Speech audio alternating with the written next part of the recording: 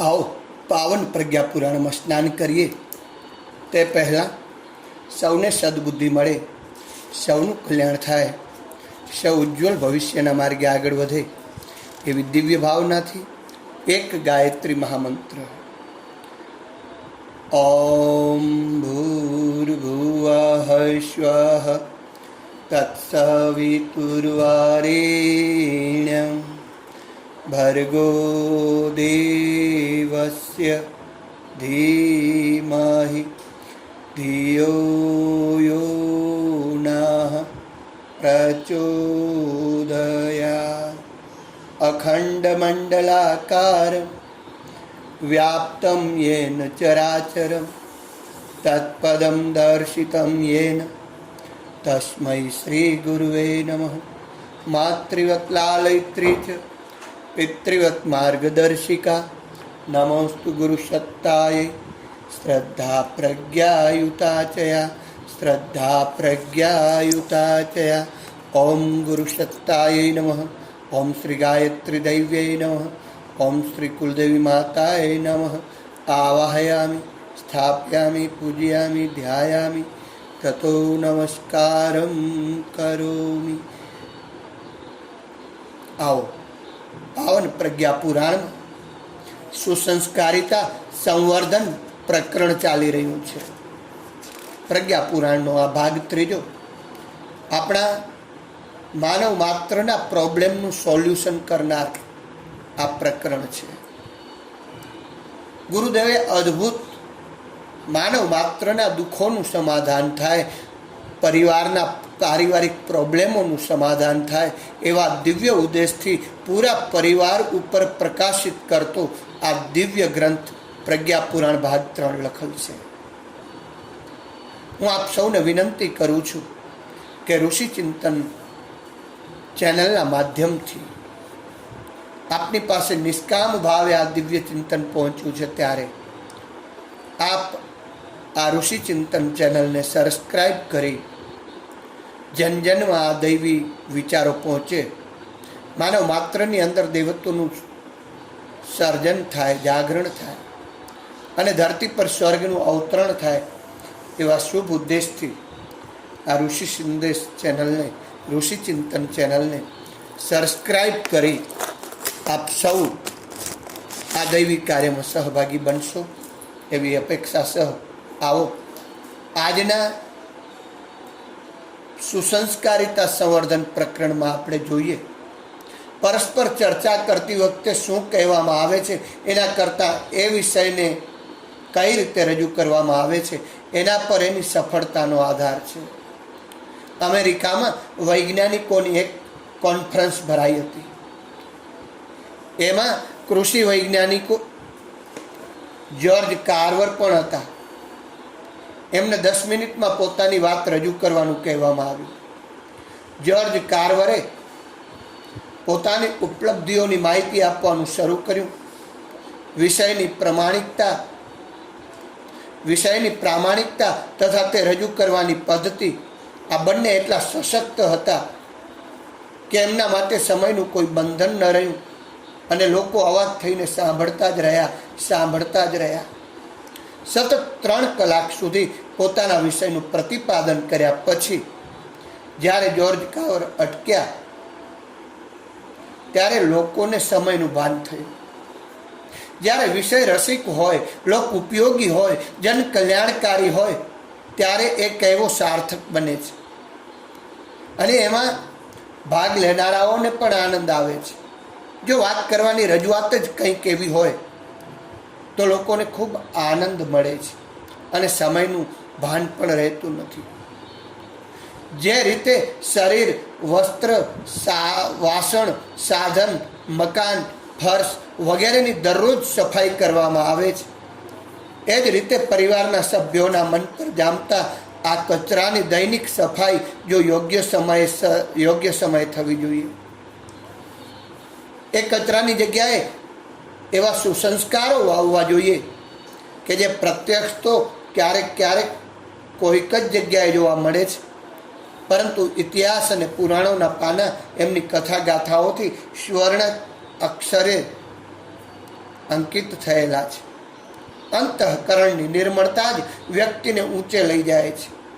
બહારથી કોઈ ભલે ગમે તેવો દેખાતો હોય, પણ તેનું મન સાફ હોવું જોઈએ. વાતાવરણના પ્રભાવથી કુસંસ્કારો પોતાની પ્રતિક્રિયા અવશ્ય બતાવે છે. રોજ એમની સફાઈ થવી જોઈએ તથા પવિત્ર અને શ્રેષ્ઠ સંસ્કારોના બીજ વાવવા માટે પરોક્ષ રૂપે પ્રેરણાપ્રદ ઉદાહરણોને સામે રાખીને એમાંથી શિખામણ લેવી જોઈએ. એ માટે પોતાની જાતને પહેલા શુદ્ધ કરવી પડે છે. માટીએ કુંભારને કહ્યું, મને એવું પાત્ર બનાવી દો કે જેમાં શીતળ જલ ભરીને પ્રિયતમના ઓઠનો સ્પર્શ કરી શકો. ત્યારે કુંભારે માટીને કહ્યું છે, આ ત્યારે જ શક્ય બનશે કે જ્યારે તું પાવડાથી ખોદાવાનું, ગધેડા પર ચડવાનું, ટેંડાથી ટીપવાનું, પગદળે ગધડાવવાનું અને આગમાં તપવાનું સાહસ કરી શકે. આનાથી ઓછામાં કોઈની પણ મહત્વાકાંક્ષા પૂરી થઈ શકતી નથી. અદ્ભુત દ્રષ્ટાંતો દ્વારા ગુરુદેવે દિવ્ય સંદેશ આપ્યો છે. કોઈનું મૂલ્યાંકન તેના બહારના દેખાવ ઉપરથી નહીં, પણ એના સંસ્કાર દ્વારા કરવું જોઈએ. આજે લોકો બહારના દેખાવ ઉપરથી એનું મૂલ્યાંકન કરતા હોય છે. નહીં, એના બહારના દેખાવથી કાંઈ નહીં વળે. એના સંસ્કાર દ્વારા કરવું જોઈએ. આજે આપણે જોઈએ છીએ તો ચારે બાજુ માત્ર બહારના દેખાવ ઉપરથી જ લોકો મૂલ્યાંકન કરતા હોય છે. અને કેટલાક એવા યુગ કાર્ય કરનાર, દૈવિક કાર્ય કરનારા ઉપર પણ, એવા ઋષિજનો ઉપર પણ ટીકા કરતા હોય છે. ત્યારે મારી આપ સૌને નમ્ર વિનંતી છે કે ટીકા કરતા પહેલા, પછી ચાહે તે મોરારી બાપુ હોય કે ડૉક્ટર પ્રણવભાઈ પંડ્યા હોય, ગાયત્રી પરિવારના પ્રમુખ શ્રી, અને એને મીડિયાના રંગે ચડાવી ટીકાના પાત્ર બનાવી દે છે. પરંતુ આપ સૌને મારી વિનંતી છે કે આપ આપની રીતે મીડિયાના આધારે મૂલ્યાંકન ન કરો. સાચા અર્થમાં એમની દિનચર્યા જુઓ, એમની જીવનશૈલી જુઓ, એમના કાર્યને જુઓ, પછી એની ઉપર ટીકા કરો. ટીકા શા માટે કરવી કોઈના પર? આપણે દ્રષ્ટિ કરવી જ હોય તો આપણે આપણી ઉપર દ્રષ્ટિ કરીએ. આજે જ્યાં ત્યાં આપણે લડતા રહીએ, ટીકાઓ કરતા રહીએ.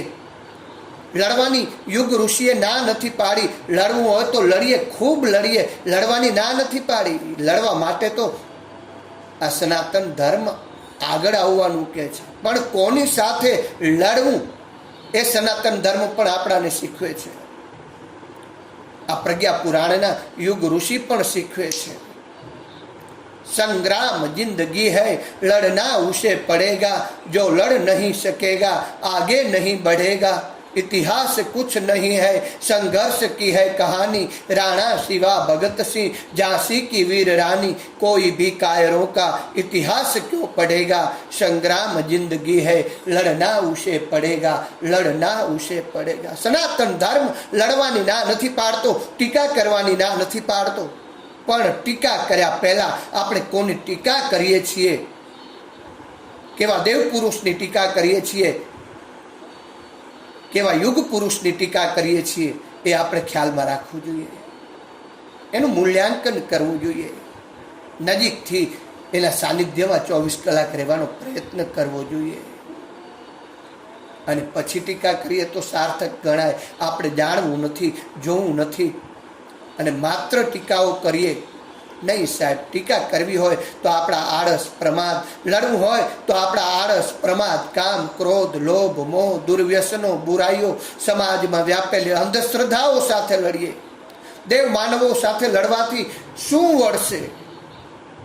કાંઈ જ નહીં વળે.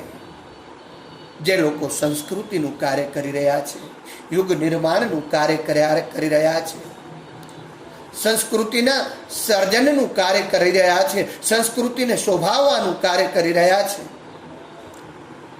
એ લોકોને આપણે ખરેખર વંદન કરી એમનું સન્માન કરવું જોઈએ. આ વાત પણ અહીંયા જ કહેવામાં આવી છે કે કોઈનું મૂલ્યાંકન એના બહારના દેખાવ ઉપરથી નહીં, પણ એના સંસ્કાર દ્વારા કરવું જોઈએ. સંસ્કારો જોવા જોઈએ, એમની દિનચર્યાને જોવી જોઈએ, એમની વિચારધારાને જોવી જોઈએ. કોઈકે પૂછ્યું કાગડાનો રંગ કેવો છે? એનો જવાબ સરળ હતો કે કાળો રંગ. પરંતુ એક વિચારશીલે કહ્યું કે ના, તે લાલ અને સફેદ પણ છે. બહારથી ન દેખાતા લોહીનો રંગ લાલ અને હાડકાનો રંગ સફેદ હોય છે. બહારથી જે દેખાય છે તે સર્વસ્વ નથી. આપણે પણ બહારથી ન જોઈએ, એના આંતરંગ તરફ ડોક્યું કરીએ, ત્યારે સાચું મૂલ્યાંકન ખ્યાલમાં આવશે. આપ સૌને નમ્ર વિનંતી છે કે બાપ, કોઈ પણ મહાપુરુષનું, દેવ પુરુષનું મૂલ્યાંકન એના અંતરંગથી, એની વિચારધારાથી, એના દૈવી જીવનથી કરજો. એમને એમ ઉપર છલા નહીં જતા, નહીં તો પરમાત્માના દોષિત થઈશું. ઉદ્યાનમાં ભ્રમણ કરતા કરતા રાજા વિક્રમાદિત્ય મહાકવિ કાલિદાસને કહ્યું છે કે આપ આટલા બધા પ્રતિભાશાળી અને મેધાવી છો, છતાં ભગવાને આપનું શરીર પણ બુદ્ધિની જેમ સુંદર શા માટે ન બનાવ્યું? બુદ્ધિશાળી કાલિદાસ રાજાની ઉક્તિમાં રહેલો ગર્વ સમજી ગયા છે. કાલિદાસ હોશિયાર હતા, જાણી લીધું કે આ ઉક્તિમાં રાજાનો કેટલો ગર્વ રહેલો છે. પરંતુ તરત જ તેઓ એમની સામે કાંઈ ન બોલ્યા. રાજમહેલમાં આવી અને એમણે 2 પાત્રો મંગાવ્યા છે. એક પાત્ર માટીનું છે, બીજું પાત્ર સોનાનું છે. બંનેમાં પાણી ભરી દીધું. થોડી વાર પછી કાલિદાસે વિક્રમાદિત્યને પૂછ્યું, રાજન, આમાંથી કયા પાત્રનું પાણી વધારે શીતળ છે? ત્યારે વિક્રમાદિત્ય કહ્યું, જવાબ આપ્યો કે માટીના વાસણનું. એટલે સ્મિત કરતા કાલિદાસે કહ્યું, જે રીતે શીતળતાનો આધાર પાત્રના બાહ્ય રૂપ ઉપર નથી, તેવી જ રીતે પ્રતિભાનો આધાર પણ શરીરની આકૃતિ કે રંગ ઉપર નથી. વિદ્વતા અને મહાનતાનો સંબંધ શરીર સાથે નહીં, પરંતુ આત્મા સાથે છે. ગુરુદેવ કહે છે, યુગ ઋષિ કહે છે કે બાપ, બહારથી કોઈને ના જોશો. પ્રતિભાનો આધાર શરીરની આકૃતિ કે રંગ ઉપર નથી. વિદ્વતા અને મહાનતાનો આધાર શરીર સાથે નથી હોતો, એમના દિવ્ય ચિંતન સાથે હોય છે, દિવ્ય આત્મા સાથે હોય છે. સામાન્ય લોકોની દ્રષ્ટિ તો સ્થૂળ બાબતો તરફ જ જાય છે. સાજ સજાવટ તથા શૃંગારને બદલે પરિવારના સભ્યોને સુસંસ્કારોનું શિક્ષણ આપવામાં આવે, એમને શરૂઆતથી જ એવું શ્રેષ્ઠ વાતાવરણ પૂરું પાડવામાં આવે, તો વ્યક્તિને સાચા અર્થમાં મહામાનવના રૂપમાં કોઈ પણ સમાજ કે રાષ્ટ્રના સભ્ય અને સુસંસ્કૃત નાગરિક તરીકે વિકસિત કરી શકાય છે.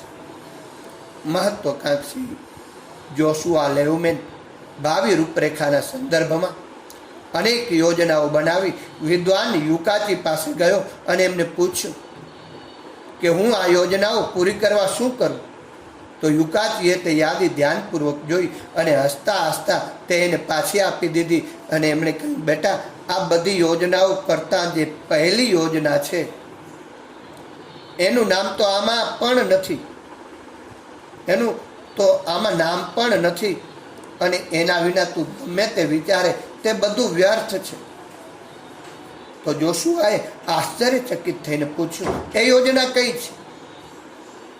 તો એમણે જવાબ આપ્યો કે પોતાના સ્વભાવ અને ચરિત્રનું નિર્માણ કરવાની, જેના વગર કોઈ પણ મનુષ્ય મહાન બની શકતો નથી કે મોટું કામ કરી શકતો નથી. જો બાળકને બચપણથી જ સારા સંસ્કાર મળે તો એનામાં કર્તવ્ય નિષ્ઠાનો વિકાસ થાય છે. જો નાનપણથી એને માવજત કરવામાં આવે, નાના છોડને જેમ નાનપણથી માવજત કરવામાં આવે, એની સાર સંભાળ રાખવામાં આવે, એની આજુબાજુ ઉગેલા નકામા ઘાસને ઉખેડી દેવામાં આવે અને આ ઘાસની પૂરી માવજતથી જો એને સંવારવામાં આવે તો એ ઘાસ એ વૃક્ષ મોટું થઈ જે દીપ્યમાન બને છે, અદ્ભુત ફળ આપે છે. એ કુમળા છોડને જેમ વાળીએ તેમ વળે છે. એવી જ રીતે જો બાળકોને બચપણથી જ સારા સંસ્કાર મળે તો એનામાં પણ કર્તવ્ય નિષ્ઠાનો વિકાસ થાય છે. સન 1885ની વાત છે. યુનાની ન્યૂ ઇંગ્લિશ હાઈસ્કૂલમાં એક સમારોહ વખતે મુખ્ય દ્વાર પર એક સ્વયંસેવકને આવનારા અતિથિઓના નિમંત્રણ પત્રો જોઈ અને તેમના યથાસ્થાને બેસાડી શકે તે હેતુથી એક સ્વયંસેવકને નિયુક્ત કરવામાં આવ્યો હતો. આ સમારોહના મુખ્ય અતિથિ હતા ચીફ જસ્ટિસ મહાદેવ ગોવિંદ રાનડે. જેવા તેઓ વિદ્યાલયના દરવાજે ગયા કે તરત જ પેલા સ્વયંસેવકે એમને અંદર જતા રોક્યા અને નિમંત્રણ પત્ર માંગ્યું. રાનડેએ કહ્યું, બેટા, મારી પાસે તો કોઈ નિમંત્રણ પત્ર નથી. સ્વયંસેવકે નમ્રતાપૂર્વક કહ્યું કે તો પછી આપ અંદર પ્રવેશ નહીં મેળવી શકશો. નહીં શકશો તો આપ અંદર પ્રવેશ નહીં મેળવી શકો. રાનડેને દરવાજે અટકેલા જોઈ અને સ્વાગત સમિતિના કેટલાક સભ્યો દોડી આવ્યા છે અને એમને અંદર મંચ તરફ લઈ જવા માંડ્યા. પરંતુ સ્વયંસેવકે આગળ આવીને કહ્યું, શ્રીમાન, મારા કાર્યમાં જો સ્વાગત સમિતિના જ સભ્યો દખલગીરી કરે તો હું મારી ફરજ કેવી રીતે નિભાવી શકું? કોઈ પણ અતિથિ હોય એની પાસે નિમંત્રણ પત્ર તો હોવો જ જોઈએ. હું એવી લાગવગ નહીં ચલાવું.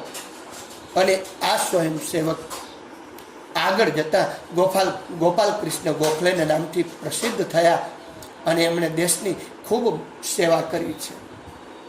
ઘરમાં આદર્શોની સ્થાપનાને જરૂરી માનવી જોઈએ અને એના માટે સરળમાં સરળ ઉપાય એ છે કે જેમનું જીવન અનુકરણીય હોય એવા આદર્શવાદી મહામાનવોની ચરિત્ર ગાથાઓ પરિજનો આગળ રજૂ કરવી જોઈએ. આ હેતુ માટે દરેક ઘરમાં જેવી રીતે પૂજા સ્થાન તથા ઘરેણા કે પૈસા મૂકવા માટે કબાટ હોય છે, તિજોરી હોય છે, એવી જ રીતે ઘરમાં એક પુસ્તકાલય હોવું જોઈએ. એનાથી ઘરના ભણેલા ગણેલા માણસો એ પુસ્તકો વાંચી શકે અને અભણ હોય તો તેમને સંભળાવવાનો લાભ પણ મળે.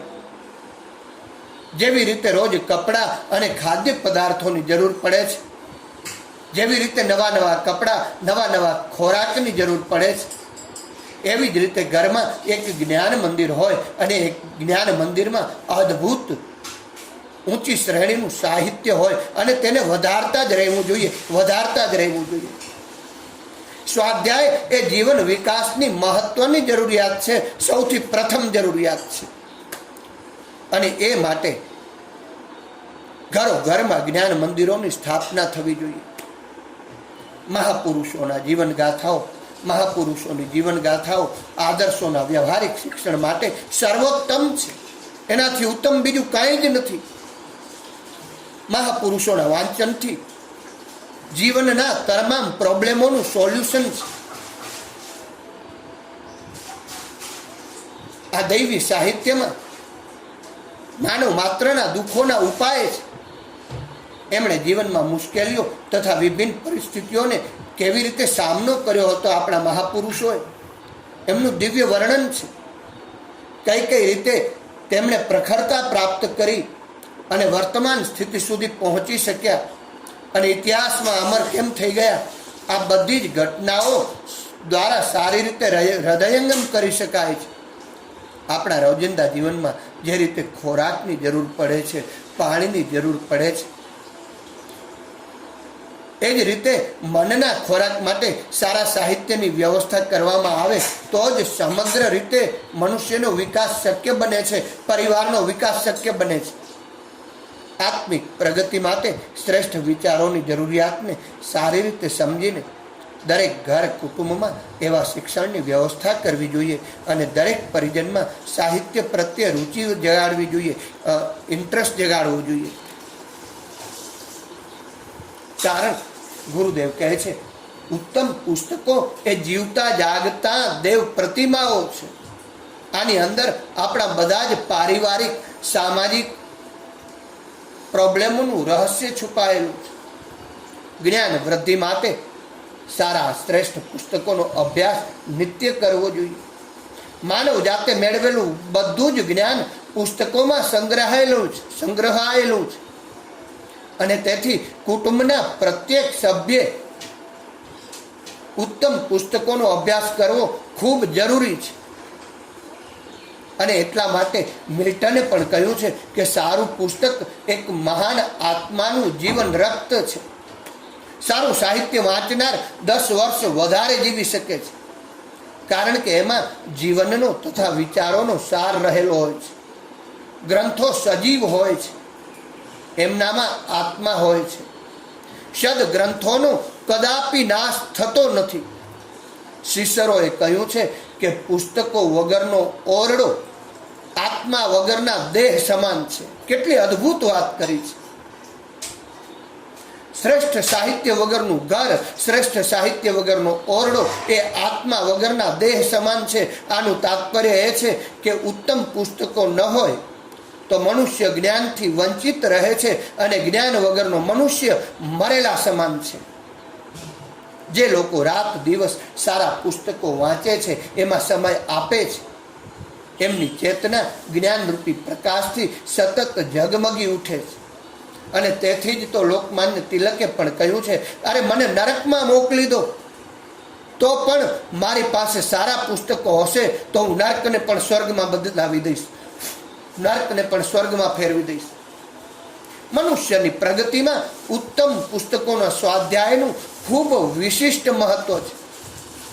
જ્યોર્જ વોશિંગ્ટન એમના મનમાં સ્વતંત્રતાની આગ પુસ્તકોએ જ લગાડી હતી.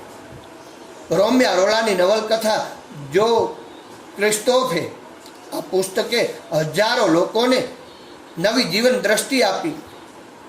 હેરિયટ સ્ટોના પુસ્તક ટોમ કાકાની ઝૂંપડી, આ પુસ્તકે અમેરિકાના પાશ્ચાત્ય જગતમાં હલચલ મચાવી દીધી હતી, ક્રાંતિ સર્જી દીધી હતી.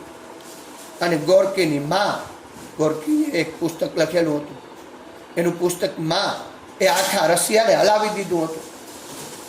હિગેલના દર્શનના અધ્યયનથી માર્ક્સને પોતાની જીવન દ્રષ્ટિ ઘડવાની પ્રચુર સામગ્રી પ્રાપ્ત થઈ હતી. તથા એડમ સ્મિથ, ડેવિડ રિકાર્ડો વગેરે અર્થશાસ્ત્રીઓની કૃતિઓએ અર્થશાસ્ત્રીય દિશા આપી. તથા મેધાવી સિદ્ધાંતકારોના જીવનમાં પુસ્તકોનું ખૂબ મહત્વ હતું અને જીવનના કિંમતી વર્ષો એમણે ગંભીર અધ્યયનમાં વિતાવ્યા છે. લેનિન અને રશિયાની સમાજવાદી ક્રાંતિની પ્રેરણા માર્ક્સ અને એલેન્જસના પ્રભાવશાળી પુસ્તકોમાંથી જ મળી હતી. એ જ રીતે અમેરિકા અને રશિયા બંનેના સ્વાતંત્ર્ય સંગ્રામોમાં પુસ્તકોએ જ મુખ્ય ભૂમિકા ભજવી હતી. અમેરિકાના દેશોમાં જે જાગૃતિ આજે જોવા મળે છે, જે સુવ્યવસ્થા જોવા મળે છે, એની પાછળ પણ આ સદ સાહિત્યોની પ્રેરણાઓ જ રહેલી છે. કેનેથ કાઉડા, જોમો કેન્યાતા, મકારિયોસ વગેરે કોઈ પ્રત્યક્ષ સત્સંગથી નહીં પરંતુ સદ સાહિત્યમાંથી જ સંઘર્ષ કરવાની પ્રેરણા પ્રાપ્ત કરી હતી. દુનિયાના તમામ મહાપુરુષોએ, તમામ વૈજ્ઞાનિકોએ, તમામ મનીષીઓએ આ સદ સાહિત્યોમાંથી જ પ્રેરણા લઈ અને આગળ વધ્યા છે. માઓ ત્સેંગને માત્ર માર્ક્સના પુસ્તકોએ જ નહીં પરંતુ સનાયત સ્નેનના પુસ્તકોએ પણ ખૂબ પ્રભાવિત કર્યા હતા. હોચી મિન્હ, વેમ્બે વારા માર્ક્સવાદી સાહિત્યના અભ્યાસીઓ હતા તથા પ્રણેતાઓ પણ હતા. ભારતના ક્રાંતિકારીઓના જીવનમાં બંકિમચંદ્રના આનંદમઠ, શરદ બાબુના પથેરદાવી અને લોકમાન્ય તિલકના ગીતા રહસ્યની વિશિષ્ટ ભૂમિકા હતી. વિવેકાનંદ અને મહર્ષિ અરવિંદના પુસ્તકોએ અનેક અભિનવ રાષ્ટ્રીય, સાંસ્કૃતિક તથા સામાજિક કાર્યોને વેગ આપ્યો હતો. ખુદ વિવેકાનંદ અને અરવિંદે પણ વેદ, ઉપનિષદ તથા ભારતીય શાસ્ત્રો અને પાશ્ચાત્ય દાર્શનિક ગ્રંથોનું ગંભીર રીતે અધ્યયન કર્યું હતું. મહાપુરુષોએ પોતાના ઘરમાં રહેલા જ્ઞાન મંદિરોના પુસ્તકોના ઉપયોગની ખૂબ ભારે પ્રશંસા કરી છે. દરેક ઘરમાં આ જ્ઞાન મંદિર હોવું જ જોઈએ. એમાં શ્રેષ્ઠ સાહિત્યનો મેળાવડો હોવો જ જોઈએ અને એનું વાંચન થવું જ જોઈએ. દાર્શનિક એમર્સન કહેતા હતા કે પુસ્તકો પ્રત્યેનો પ્રેમ એ ઈશ્વરના રાજ્યમાં પહોંચાડનારું એક પુષ્પક વિમાન છે. સિસેરો કહેતા હતા કે સારા પુસ્તકો ઘરમાં વસાવવા તે દેવ મંદિર બનાવવા સમાન છે. ઘરને દેવ મંદિર બનાવવું હોય, ઘરમાં સતયુગી વાતાવરણ લાવવું હોય, ઘરમાં પ્રેમ ભાવથી જીવવું હોય તો એ દરેક માટે પરિવારના તમામ પ્રોબ્લેમોનું સોલ્યુશન છે એવા સાહિત્યોને આપણે વસાવવા જ જોઈએ. અને એવા સાહિત્યોમાં આજે ઘણા બધા સાહિત્યો આવી શકે છે. આજે પણ એવા લેખકો છે, કેટલાના નામ લેવા? ગુણવંત શાહ,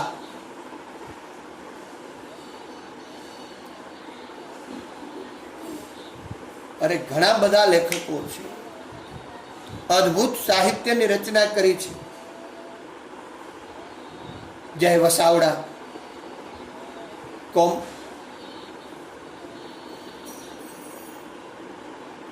કોમલ ઓઝા, આવા ઘણા બધા. ડોંગરે દાદાનું સાહિત્ય પણ વાંચવા જેવું છે. રામકૃષ્ણ પરમહંસ, સ્વામી વિવેકાનંદના મઠનું પણ સાહિત્ય વસાવવા જેવું છે. કેટલા સાહિત્યોની વાત કરવી. કેમ્પિસે એકવાર પોતાના સાથીઓને કહ્યું હતું, તમારા કોટ વેચીને ઉત્તમ પુસ્તકો ખરીદો. સારા પુસ્તકો વેચવા માટે કદાચ ઘરની પોતાની કોઈ કિંમતી વસ્તુ વેચવી પડે ને તો એ વેચીને પણ તમે સદસાહિત્યનું વાંચન કરો. કોટ વગર શિયાળામાં શરીરને કષ્ટ પડશે, હું જાણું છું, પરંતુ પુસ્તકો વગર તો તમારો આત્મા તડપ્યા કરશે. એને શ્રેષ્ઠ સાહિત્યનું ચિંતન આપજો, તમારો આત્મા બહુ પ્રફુલ્લિત થશે. દક્ષિણ ભારતના એક ગરીબ બાળકને તેની સ્વાધ્યાયની ઈચ્છા પૂરી કરવા માટે લાઇટના થાંભલા નીચે વાંચવું પડતું હતું. પુસ્તકો ખરીદવા માટે સાધના સતત ચાલુ રાખી. એની બૌદ્ધિક પ્રતિભાનો એટલો બધો વિકાસ થયો કે એક અંગ્રેજ સરકારે તેને હાઈકોર્ટના ન્યાયાધીશ તરીકે રજૂ કર્યો છે. અને તે બાળક સર T.S. મુત્તરસ્વામી અય્યર હતા. અને તેઓ આવું મહત્વપૂર્ણ પદ મેળવનાર પહેલા ભારતીય હતા. જ્ઞાન પ્રાપ્ત કરવાથી થતા આ લાભને જેઓ સમજ્યા છે તેઓ ક્યાંથી ક્યાં પહોંચી ગયા છે, માટે સમજજો. ગુરુદેવ કહેતા, શબ્દ સાહિત્ય એ જીવંત દેવ પ્રતિમાઓ છે. એના વાંચનથી, એના સંગથી જીવનમાં તાત્કાલિક પ્રકાશ મળે છે અને તાત્કાલિક પ્રોબ્લેમોનું સોલ્યુશન મળે છે. માટે જીવંત દેવ સાહિત્યોની ઉપાસના આપણે રોજ કરવી જોઈએ.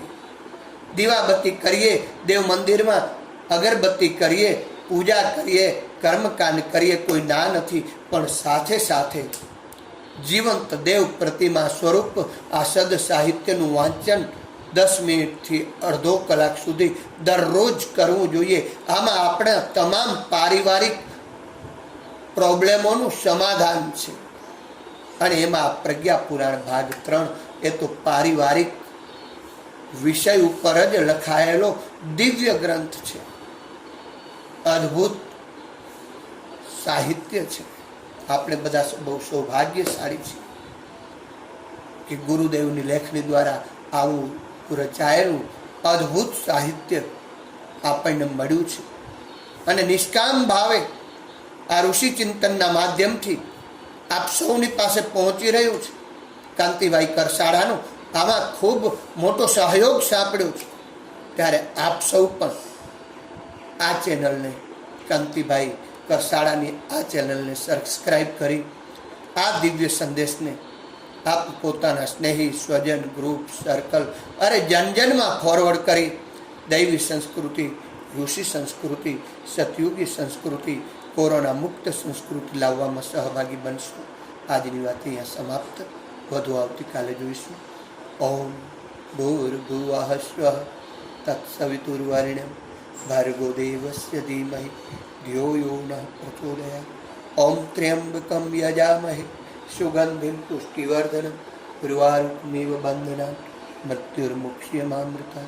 મૃત્યુંજય મહાદેવ ત્રાહિ મામ શરણાગતમ. જન્મ મૃત્યુ જરા વ્યાધિ પીડિતમ કર્મ બંધને પીડિતમ કર્મ બંધને. બોલીએ પ્રજ્ઞા પુરાણ કી જય, ગાયત્રી માત કી જય, સદગુરુ ભગવાન